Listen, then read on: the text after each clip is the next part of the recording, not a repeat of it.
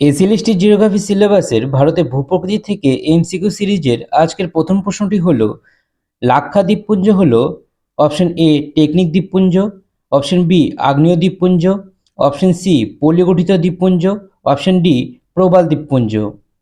সঠিক উত্তরটি হল প্রবাল দ্বীপপুঞ্জ। দ্বিতীয় প্রশ্নটি হল পালঘাট নিম্নের কোন দুটি রাজ্যকে যুক্ত করেছে? অপশন এ সিকিম এবং পশ্চিমবঙ্গ, অপশন বি মহারাষ্ট্র ও উড়িষ্যা, অপশন সি অরুণাচল প্রদেশ এবং সিকিম, অপশন ডি কেরালা ও তামিলনাড়ু। সঠিক উত্তরটি হল অপশন ডি কেরালা ও তামিলনাড়ু।